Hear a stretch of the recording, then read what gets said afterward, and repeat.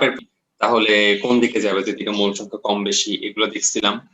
And then কনসেন্ট্রেশনের effect দেখছি, যে রিঅ্যাক্টেন্টের concentration যদি বাড়াই তাহলে প্রোডাক্ট বেশি পাবো, যদি প্রোডাক্টের কনসেন্ট্রেশন বাড়াই তাহলে রিঅ্যাক্টেন্টের দিকে যাবে, এগুলো পড়ছিলাম। এখন হচ্ছে এই যে জিনিসগুলো শিখলাম আমরা, সেগুলা ইউজ করে কিভাবে আমরা শিল্প কেসে মানে ইন্ডাস্ট্রিয়াল জায়গাগুলোতে আমরা কিভাবে লা-শাপেলিয়ান নীতিগুলা প্রয়োগ করতে পারি, এটা হচ্ছে দেখতেছি। ঠিক আছে, তো তোমরাই বলো এই রিঅ্যাকশনটাতে তোমাকে এতটুকু দিয়ে দেওয়া, এখান থেকে তোমাকে যদি বলা হয় যে অ্যামোনিয়ার প্রোডাকশন বাড়ানোর জন্য তুমি কি কি করবা, আমাকে বলো তো কি কি প্রসেস তুমি, কি কি ধাপ তুমি নিতে পারো এখানে অ্যামোনিয়ার প্রোডাকশন রেট বাড়ানোর জন্য। অ্যাপ্লাইং লা-শাপেলিয়ান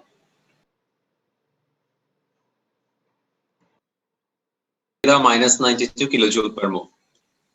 তো লা-শাপেলিয়ান যদি আমি অ্যাপ্লাই করি তাহলে লা-শাপেলিয়ান অ্যাপ্লাই কোন কোন কি কি কাজ করলে আমি অ্যামোনিয়ার প্রোডাকশন রেটটা বাড়াইতে পারি, কি মনে হয়? এন্ডোথার্মিক রিঅ্যাকশন নাকি এক্সোথার্মিক?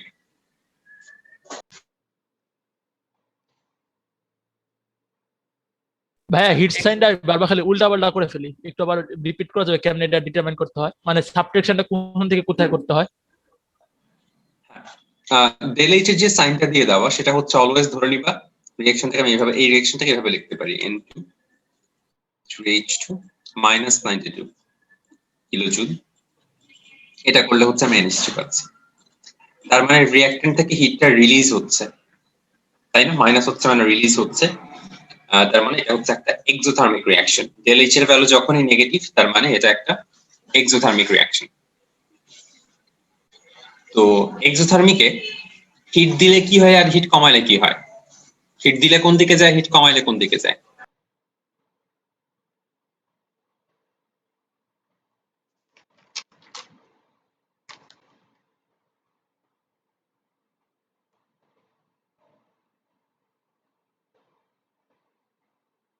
হ্যাঁ, এক্সোথার্মিকে হিট দিলে এটা রাইটে যাবে আর হিট কমালে লেফটে যাবে, তাই না?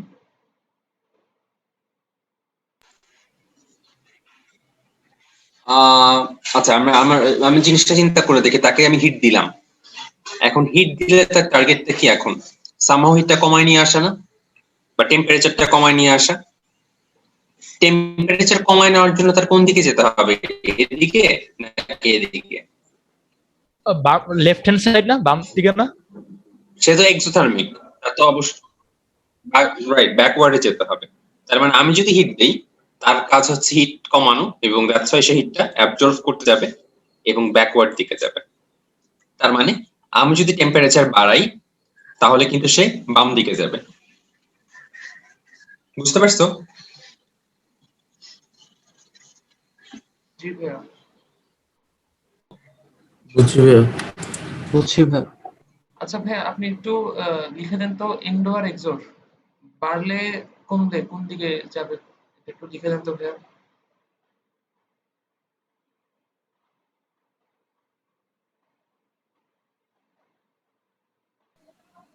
মাহিন? জি ভাইয়া, বুঝতে পারছি। হিসাব তো তাই বলে, কিন্তু আসলে এমন হয় না, কারণ রিঅ্যাকশন হওয়ার প্রথম কাজটা কি? তাদের কলিশন হওয়া। সাপোজ তুমি যদি দুইটা আলাদা আলাদা কন্টেইনারে নাইট্রোজেন হাইড্রোজেন রেখে দাও, তারা কিন্তু জীবনেও অ্যামোনিয়া বানাবে না, তাদের কোলাইড করতে হবে। এখন টেম্পারেচার যখন তুমি অনেক কমাই দিবা তখন হবে কি, তারা কোলাইডই করবে না। এই নাইট্রোজেন আর হাইড্রোজেন যদি কোলাইডই না করে তাহলে তো আমি কখনো অ্যামোনিয়া পাবো না, তাই না? তার মানে এখানে হচ্ছে দুইটা অপোজিং ফ্যাক্টর। আমি টেম্পারেচার যদি কমাই তাহলে ইকুইলিব্রিয়াম এদিকে শিফট হচ্ছে, ভালো কথা, কিন্তু টেম্পারেচার কমাইলে আবার তাদের কলিশন রেটটা কমে যাচ্ছে, সেইটা আবার অ্যামোনিয়ার প্রোডাকশনকে কমায় দিচ্ছে। তার মানে আমাদেরকে একটা অপটিমাম টেম্পারেচার আনতে হবে যেখানে হচ্ছে দুইটা এফেক্টই কাউন্টার ব্যালেন্স হয়ে আমি সবচেয়ে বেশি অ্যামোনিয়া পাই, এবং সেই টেম্পারেচারটাই হচ্ছে 450 থেকে 550 ডিগ্রি সেলসিয়াস। এই টেম্পারেচারে হচ্ছে এক্সপেরিমেন্ট রেজাল্ট দেখা গেছে যে এই টেম্পারেচারেই অ্যামোনিয়ার হাইস্ট প্রোডাকশন রেটটা পাওয়া যায়। সো টেম্পারেচার ইফেক্টে দুইটা অপোজিং ফ্যাক্টর, একটা এক্সোথার্মিক যেহেতু টেম্পারেচার কমাইলে দিকে যায় বাট কলিশন কমে যায়, দ্যাটস ওয়াই এই টেম্পারেচারে ম্যাক্সিমাম রেটটা পাওয়া যায়। এই টেম্পারেচারের কাহিনীটা সবার কাছে ক্লিয়ার কিনা একটু বলো, নাহলে আরেকবার বলবো। হ্যাঁ, একটু আবার বললে ভালো হয়। আচ্ছা, যেহেতু এটা একটা এক্সোথার্মিক রিঅ্যাকশন, তার মানে তাকে হিট দিলে সে হচ্ছে বাম দিকে যায়, আর হিট কমাইলে ডান দিকে যায়। তার মানে লাশাতিলিয়া নীতি অনুসারে ম্যাক্সিমাম অ্যামোনিয়া পাওয়ার জন্য আমরা এটার টেম্পারেচারটাকে অনেক কমায় দেওয়ার কথা ছিল, কিন্তু যেহেতু টেম্পারেচার কমাইলে নাইট্রোজেন আর হাইড্রোজেনের কলিশন রেটটা কমে যায়, তো আমরা টেম্পারেচারটাকে অনেক কমাইতেও পারবো না। তো আমাদের এই দুইটা ফ্যাক্টরি মাথায় রেখে একটা এমন টেম্পারেচারে আনতে হবে যেখানে আমি অ্যামোনিয়ার ম্যাক্সিমাম রেজাল্টটা পাই। তো এক্সপেরিমেন্ট করে দেখা গেছে যে যদি টেম্পারেচারটা এত থেকে এতর মধ্যে থাকে, ইন দ্যাট কেস আমি ম্যাক্সিমাম রেজাল্টটা পাই।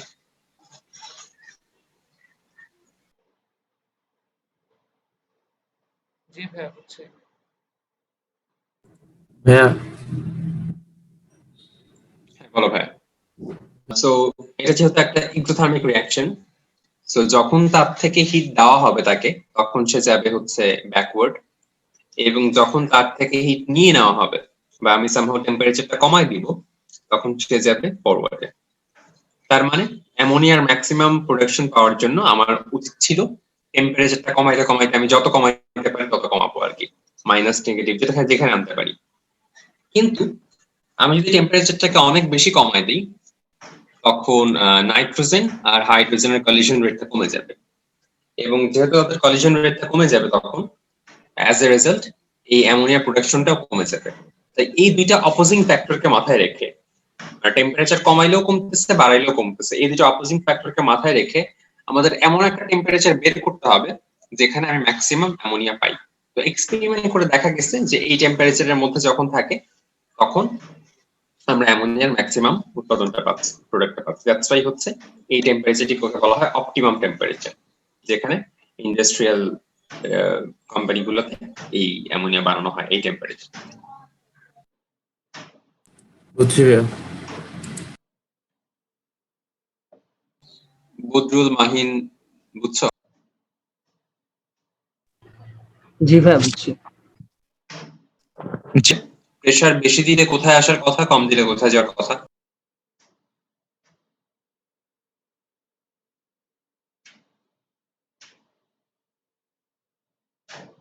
ভাইয়া লাস্টের কথাটা আবার একটু রিপিট করা যাবে? হ্যাঁ, প্রেসার বাড়াইলে বা প্রেসার কমাইলে, মানে এই রিঅ্যাকশনটা ধরো ইকুইলিব্রিয়ামে প্রেজেন্ট, এখন আমি প্রেসার বাড়াইলাম বা প্রেসার কমাইলাম, তাহলে কোন দিকে যাওয়ার কথা? প্রেসার বাড়াইলে কোন দিকে যাবে, না ফরওয়ার্ড না প্রেশার ব্যাকওয়ার্ড? বাড়াইলে ফরওয়ার্ড যাবে। হ্যাঁ ভাইয়া, ফরওয়ার্ড যাবে। বিকজ কারণ মোল লাস্টে ফরওয়ার্ড মোল নাম্বার কম। রিঅ্যাকট্যান্টে মোল নাম্বার বেশি, মানে প্রোডাক্টে কম। রাইট। তো দ্যাটস ওয়াই হচ্ছে এখানে প্রেসার দিলে, যত প্রেসার দেওয়া হবে ততই ডান দিকে যেতে থাকবে এবং অ্যামোনিয়ার প্রোডাকশন ততই বাড়তে থাকবে, এবং অপটিমাম প্রেসারের ভ্যালু হচ্ছে 200 অ্যাটম। অলরাইট, তো এই হচ্ছে ইন্ডাস্ট্রিয়াল প্রসেসে অ্যামোনিয়ার প্রোডাকশন। আরো একটা কাজ করতে পারি আমরা, আমরা বলছিলাম না যে এই প্রোডাক্টের কনসেন্ট্রেশন যদি বাড়াই তাহলে রিঅ্যাকশনটা রিঅ্যাকট্যান্টের দিকে যাবে, আবার রিঅ্যাকট্যান্টের কনসেন্ট্রেশন যদি বাড়াই তাহলে রিঅ্যাকশনটা প্রোডাক্টের দিকে যাবে, এমন একটা কথা বলছিলাম না? জি ভাইয়া। জি ভাইয়া। তাহলে সিমিলারলি বলতে পারি কি, যদি আমি প্রোডাক্টটাকে সরাই নেই এই জায়গা থেকে, তাহলে কি রিঅ্যাকশনটা ডান দিকে যাবে, বা রিঅ্যাকট্যান্টকে যদি সরাই নেই তাহলে রিঅ্যাকশনটা বাম দিকে যাবে। তার মানে অ্যামোনিয়ার প্রোডাকশন বাড়ানোর জন্য আমি অ্যামোনিয়া যে প্রডিউস হইলো, যে প্রডিউসটা হচ্ছে সেটাকে সরাই নিলাম, তারপর আবার প্রডিউস হইলো, আবার সরাই নিলাম, অ্যাজ এ রেজাল্ট আমি মোর অ্যামাউন্ট অফ অ্যামোনিয়া পাবো। এটা কি বুঝতে পারছো? জি ভাইয়া। মানে যদি আমি অ্যামোনিয়া না সরাইতাম তাহলে কি সমস্যাটা হইতো? সাপোজ আমি 1 ঘন্টা সরাইলাম না অ্যামোনিয়া, এর মধ্যে তো কিছু অ্যামোনিয়া আবার নাইট্রোজেন আর হাইড্রোজেনে কনভার্ট হয়ে যাইতো, এটা যেহেতু রিভার্সিবল রিঅ্যাকশন, কিছু হলে তো কনভার্ট হইতো, এটা আমার লস হয়ে গেল না? এখন আমি অ্যামোনিয়া কিছু পাইলাম, সেটাকে সরাই ফেললাম, তারপরে N2H2 মিলে আবার অ্যামোনিয়া বানাইলো, আবার সরাই ফেললাম, তাহলে অ্যামোনিয়া থেকে যে ব্যাকওয়ার্ড রিঅ্যাকশন সেটা কিন্তু আর হওয়ার চান্স পাচ্ছে না, এবং অ্যাজ এ রেজাল্ট আমি প্রচুর পরিমাণে অ্যামোনিয়া পাচ্ছি। আচ্ছা, আর লাস্টটা হচ্ছে রিকোয়ার্ড ক্যাটালিস্ট ইউজ করা, এবং ইন্ডাস্ট্রিয়াল প্রসেসে ক্যাটালিস্ট হিসেবে ইউজ করা হয় আয়রন পাউডারকে, এবং আরো কিছু ক্যাটালিস্ট ইউজ করা হয় molybdenum, aluminium oxide, potassium oxide. এগুলো লিখতে পারলে আরো ভালো। তার মানে তোমাকে যখন বলবে যে ইন্ডাস্ট্রিয়াল প্রসেসের মাধ্যমে অ্যামোনিয়া প্রোডাকশন ব্যাখ্যা করো, তখন হচ্ছে আমরা ফার্স্ট টেম্পারেচার, দেন প্রেসার, দেন প্রোডাক্ট রিমুভাল, আর দেন ক্যাটালিস্ট। এবং আরেকটা পয়েন্ট দিচ্ছে এখানে, ক্যাটালিস্ট প্রমোটার। তার মানে কি, সে ক্যাটালিস্টের সারফেস এরিয়া বাড়াবে এবং সে ক্যাটালিস্টের পাওয়ারটাকে বাড়ায় দিবে আর কি। ওকে, তো এই হচ্ছে আমাদের এই স্টেপগুলো লিখে ইনশাআল্লাহ 4 পাওয়া যাবে আর কি, যদি ভালো টিচার হয়, নাহলে 4 আর কি। অলরাইট, এই গেল ইন্ডাস্ট্রিয়াল প্রসেসে অ্যামোনিয়া প্রোডাকশন। এখন দেখবো ইন্ডাস্ট্রিয়াল প্রসেসে সালফার ট্রাইঅক্সাইড প্রিপারেশন।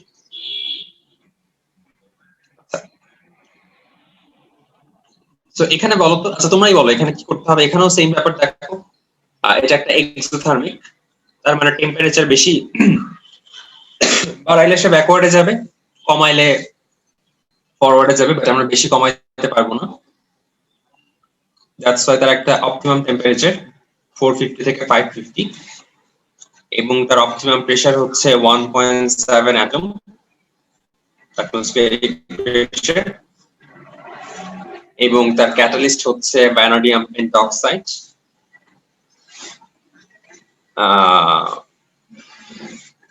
অলরাইট, এই জু থমসন প্রভাব জিনিসটা কি? জু থমসনটা আমরা সেকেন্ড পেপার চ্যাপ্টার 1 এ দেখবো, এনভায়রনমেন্টাল কেমিস্ট্রি থেকে। এখন আমরা সেকেন্ড জু থমসন নিয়ে আপাতত পড়তেছি না, এটা সেকেন্ড ইয়ারে ইনশাআল্লাহ দেখা হবে। তো এই হচ্ছে কিছু বাস্তব প্রয়োগ বা industrial application of law of the principle. আচ্ছা ভাই, এই দুটো কি ক্লিয়ার করা সবার কাছে? হ্যাঁ, বাম পাশে যে অনেকগুলো বুলেট পয়েন্ট আছে সেগুলো একটু ইংলিশটা লিখে দিবেন সাইডে দিয়ে। হ্যাঁ, এটা হচ্ছে আমি লিখে দিই এটা।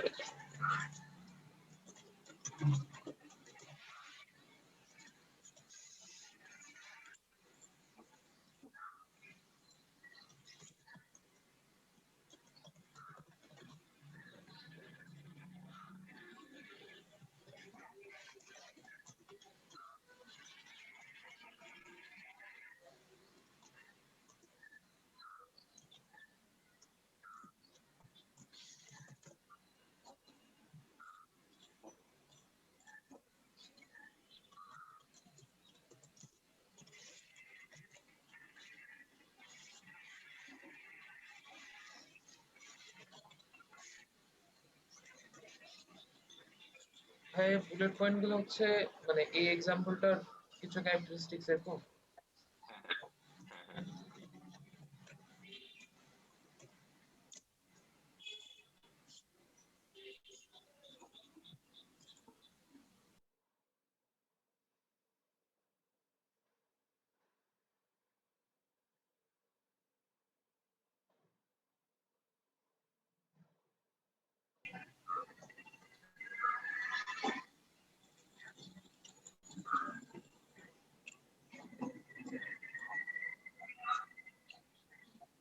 সক্রিয়ণ শক্তি দেখছি আমরা, ক্যাটালিস্ট দেখছি। আচ্ছা, আমি ইংলিশ ভার্সনটা ওপেন করি। এক্সোথার্মিক,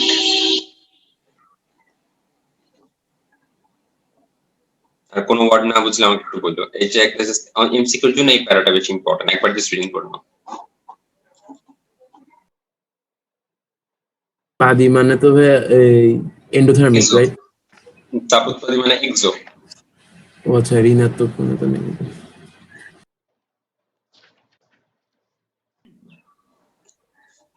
এক্সোতে হচ্ছে কি, আমরা গ্রাফ থাকলে বুঝবো। এক্সোর গ্রাফটা দেখতে হচ্ছে এরকম। তো কেন আসলে এই এখানে কি এক্সোতে রিঅ্যাকটেন্টের এনার্জি প্রোডাক্টের এনার্জির চেয়ে বেশি? এটা আসলে কেন? বিকজ এই যে ভাঙতে যে শক্তিটা লাগে, এখানে যে ভাঙতে কিছু একটা শক্তি লাগবে। আর যখন এটা তো আমরা জানি তাই না, যে একটা বন্ড যখন ভাঙে তখন শক্তি এনার্জি অ্যাবজর্ব হয়, আর যখন বন্ড ফর্মেশন হয় তখন এনার্জি রিলিজ হয়, এটা তো আমরা জানি তাই না? জি ভাইয়া। আচ্ছা, তো আচ্ছা আমি একটা এক্সাম্পল দিয়ে দেখাই। সাপোজ এ, ফ্রেশ পেজে যাই, A B plus C D, এটা রিঅ্যাকশন করে ফর্ম করতেছে এসি প্লাস বিডি। তার মানে এখানে বন্ড ভাঙতেছে কোন থেকে? এবি ভাঙতেছে আর সিডি ভাঙতেছে, আর ফরমেশন হচ্ছে কে কে? এসি আর বিডি। এটা তো ক্লিয়ার তাই না?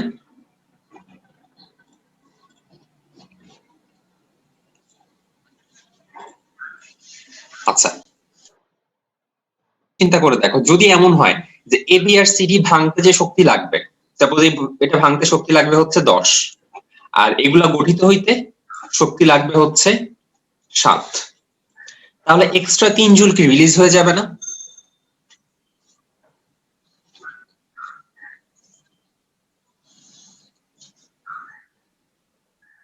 জি ভাইয়া।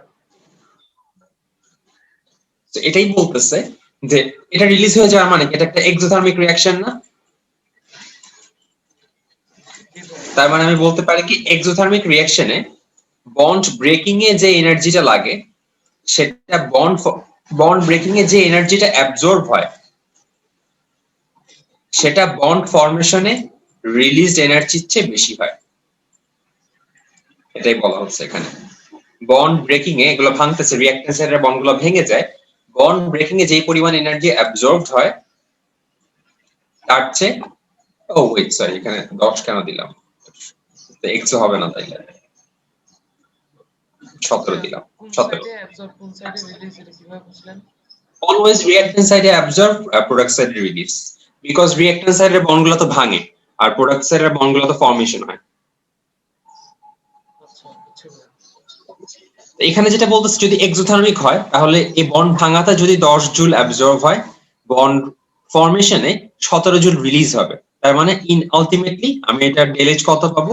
-7। দ্যাটস ওয়াই বলতেছে যে বন্ড ফরমেশনের released energy will be greater than energy absorbed in bond breaking. এই কথাটাই হচ্ছে থার্ড পয়েন্ট, তোমরা এখন একটু পড়ে দেখো বুঝা যাচ্ছে কিনা।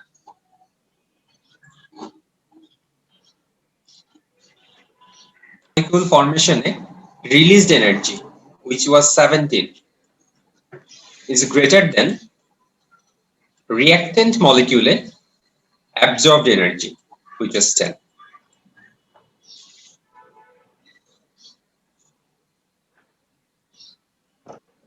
এন্ডোথার্মিক হবে তখন ঘটনাটা কিরকম দাঁড়াবে? তখন বন্ড ব্রেকিং এ যে পরিমাণ হিট অ্যাবজর্বড হবে 100, সেটা হচ্ছে বন্ড ফরমেশন রিলিজ এনার্জির চেয়ে বেশি। সো আলটিমেটলি আমি নেট ডেলএইচ কত পাবো? +83। এটা হচ্ছে এন্ডোথার্মিকের জন্য।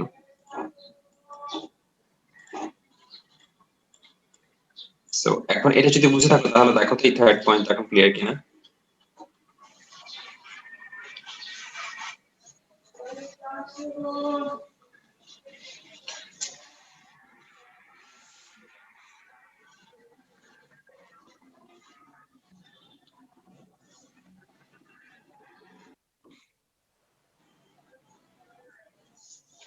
ক্যাটালিস্ট এটা করতে পারে বা which of the following is true about catalyst.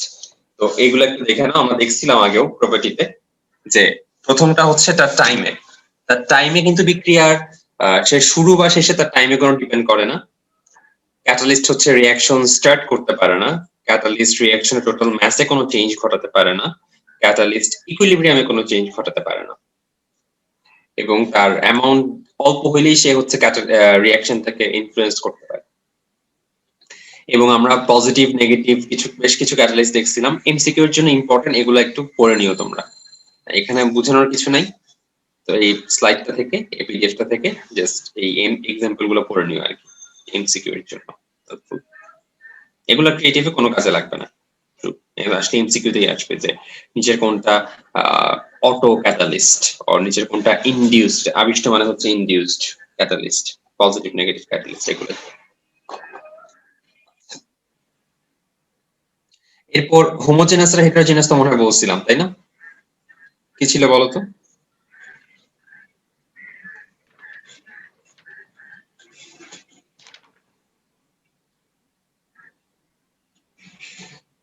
Homogeneous হচ্ছে যখন রিঅ্যাক্ট্যান্ট আর প্রোডাক্ট মানে একই স্টেটে থাকে, আর হেটারোজেনাসে ডিফারেন্ট স্টেটে থাকে।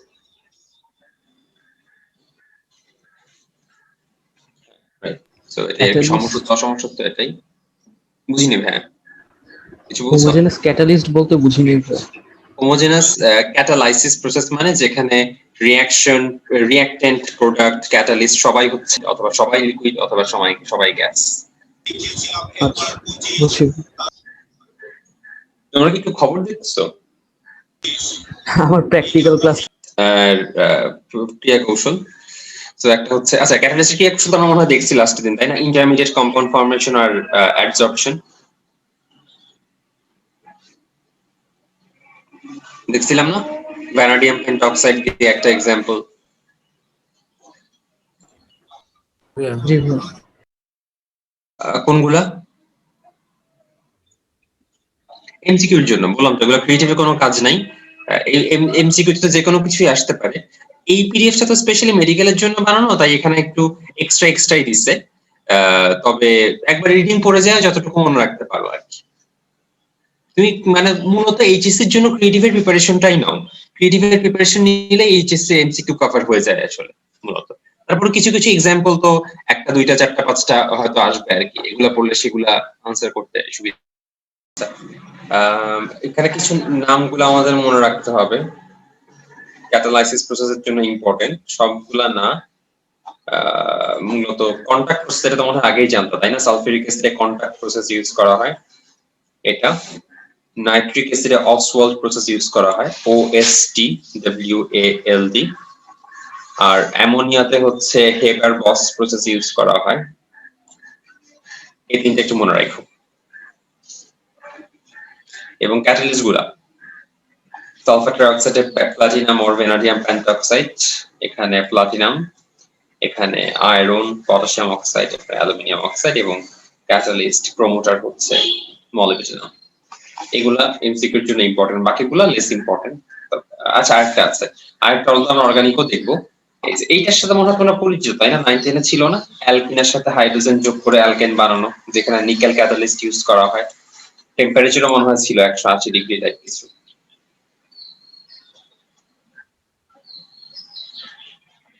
আচ্ছা, এটাও একটু কাজে লাগতে পারে। আপাতত এগুলোই মনে রাখো। আর এই যে মাঝখানে যেগুলো, এগুলো আমরা যখন সেকেন্ড পেপারে অর্গানিক কেমিস্ট্রি করবো তখন অটো এগুলো পড়া লাগবে, তো এগুলো আর এখন বলতেছি না। 6 নাম্বারটা পড়া লাগবে তখন। আপাতত 1 2 3 মনে রাখো, ঠিক আছে? আচ্ছা, আর এটা তো বলছি যে মলিবডেনাম হচ্ছে ক্যাটালিস্ট প্রমোটার, আর এটা আর্সেনিক অক্সাইড ইম্পর্টেন্ট। এটা হচ্ছে ক্যাটালিস্ট পয়জন, এটা একটু মনে রাখো, এটা এমসিকিউ এর জন্য বেশ ভালোই ইম্পর্টেন্ট।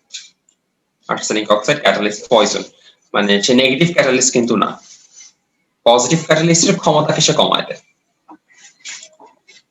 ওকে, আর আচ্ছা, আর আরেকটা জিনিস, ইস্ট থেকে কিসব এনজাইম কাকে বলে? এনজাইম নিয়ে বেশি কথা আমরা বলবো না।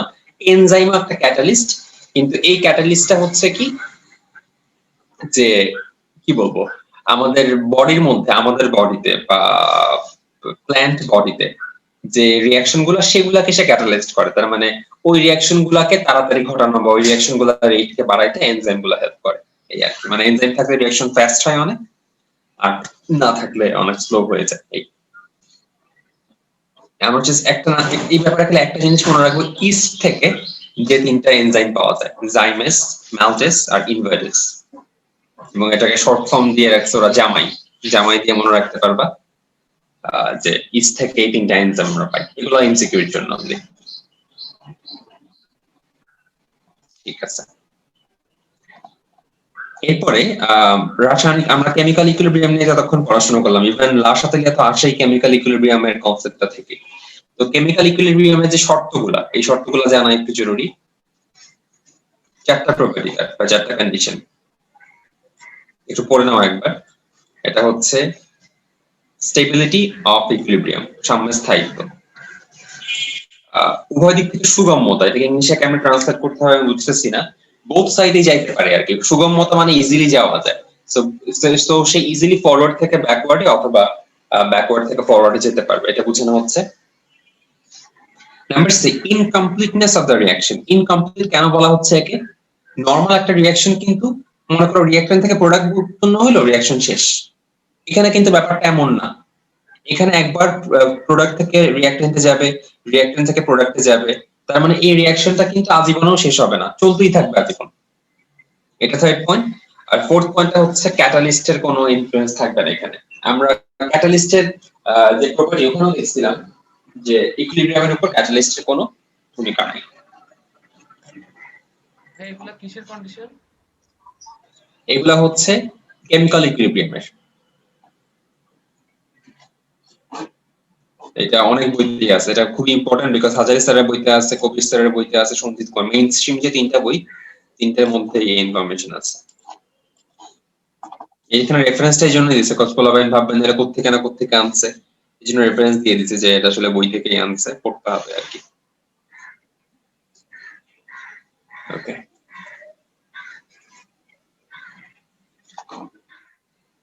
সাম্যাবস্থাকে বা ইকুইলিব্রিয়াম, সাম্যাবস্থা মানে ইকুইলিব্রিয়ামকে মডিফাই করে বা ইকুইলিব্রিয়ামকে কন্ট্রোল করে চারটা জিনিস। চারটা জিনিস কি কি? টেম্পারেচার, চারটা কেন দিল? আচ্ছা ঠিক আছে, টেম্পারেচার, প্রেসার, কনসেন্ট্রেশন এবং ইনার্ট সাবস্টেন্স। তার মানে ইনার্ট এখানে কেন বললো? যদি ইনার্ট কিছু না থাকে, মানে খুব রিঅ্যাক্টিভ যদি অন্য কিছু থাকে, মানে যারা যাদের রিঅ্যাক্টিভ করাচ্ছি তার অন্য মানে একটা কন্টেইনারে যে রাখলাম, সেই কন্টেইনারটাই মনে করো রিঅ্যাকশন করা শুরু করে দিল, তাইলে তো আমার ডিজায়ার্ড প্রোডাক্ট বা ইকুইলিব্রিয়াম কিছুই থাকবে না। এই ফোর্থ পয়েন্টটা তুলনামূলক লেস ইম্পর্টেন্ট। টেম্পারেচার, প্রেসার আর কনসেন্ট্রেশন, এগুলো দিয়ে আসলে ইকুইলিব্রিয়ামকে কন্ট্রোল করা হয়। এবং আমরা লাস্ট দিলে তো সেটাই দেখতে যাই না, টেম্পারেচার বাড়ালে কমাইলে ফরওয়ার্ড ব্যাকওয়ার্ডে যায়, প্রেসার বাড়ালে কমাইলে যায়, কনসেন্ট্রেশন বাড়ালে কমাইলে যায়, এরকম আর কি।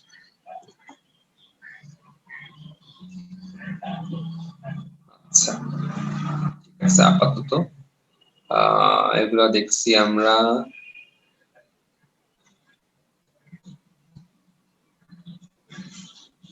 হ্যাঁ আচ্ছা, আমরা বলছিলাম যে তিনটা জিনিস শিখবো আমরা, একটু আগে বলতেছি আমরা দুইটা জিনিস একটা দেখছিলাম, ইন্ডাস্ট্রিয়াল প্রসেসে রাসায়নিকরা কিভাবে হেল্প করে।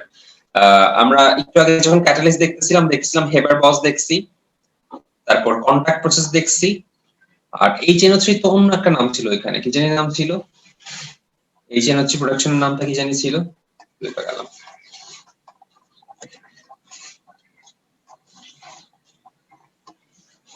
অসওয়াল্ড, HNO3 প্রোডাকশন ছিল হচ্ছে অসওয়াল্ড প্রসেস। এই তিনটার একটু ব্রিফ একটু পড়ে নিব, কারণ এগুলো কিন্তু এমসিকিউ না, এগুলো ক্রিয়েটিভের জন্যই লাগবে। এই যে ইন্ডাস্ট্রিয়াল অ্যাপ্লিকেশন অফ লা শাতেলিয়া, এই তিনটা যে কেস, তিনটা কেস বলতে হচ্ছে একটা ওই ammonia production, sulphuric acid production মানে contact process, Haber Bosch process, এগুলা কিন্তু ক্রিয়েটিভের জন্য লাগবে। তো এগুলা জাস্ট একবার একটু রিডিং করে নাও, কোনটাতে কি ইউজ করা হচ্ছে।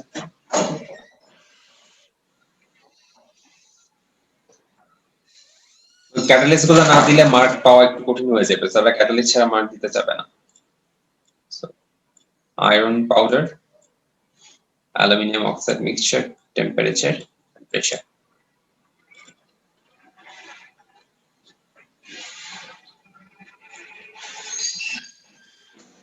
হ্যাঁ, কোন রিঅ্যাকশনে কোন ক্যাটালিস্ট হবে এটা মনে রাখার কি কোনো সোজা উপায় আছে? না আসলে ওইরকম কোনো রুল বা কিছু নাই, এটা হচ্ছে এক্সপেরিমেন্ট করতে করতে করতে করতে রেজাল্ট গুলো আসে আসলে, যে মানে বিভিন্ন জিনিস অ্যাপ্লাই করে দেখছে আয়রনেই হচ্ছে ম্যাক্সিমাম রেজাল্টটা পাচ্ছে ওরা, দ্যাটস হোয়াই এটা চুজ করছে এরকম। যে প্রোমোটারের মধ্যে ডিফারেন্স কি? ক্যাটালিস্ট হচ্ছে রিঅ্যাকশন রেটটাকে বাড়ায়, রিঅ্যাকশন রেটকে বাড়ায় বলতে খুব তাড়াতাড়ি মানে রিঅ্যাকশন করতে হেল্প করে। ওই যে আমরা দেখছিলাম না যে অন্য একটা ওয়েতে রিঅ্যাকশনকে নিয়ে যায়, যাতে রিঅ্যাকশনটা খুব ইজিলি হইতে পারে কম এনার্জি গেইন করলেই। আর ক্যাটালিস্ট প্রমোটার হচ্ছে ক্যাটালিস্টের পাওয়ারটাকে বাড়ায়। ও মনে পড়ো তো ভাইয়া। করে দেখে যা, পরীক্ষার আগে যাতে মাথায় রাখতে পারো আর কি, দরকার বেশি।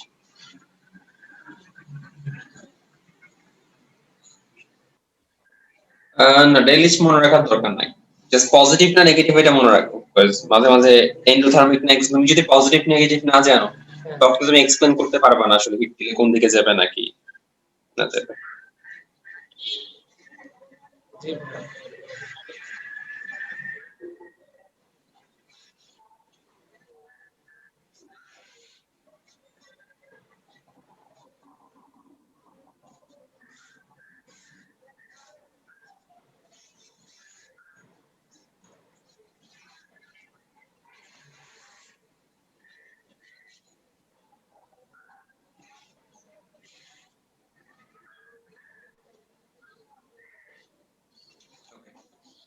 পড়া হয়েছে তো না?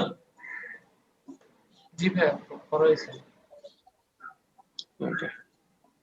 ঠিক আছে, আমরা নতুন কনসেপ্টে যাচ্ছি, নতুন একটা টপিকে যাচ্ছি, বেশ ইন্টারেস্টিং এবং এই যে হ্যাঁ বলো ভাই।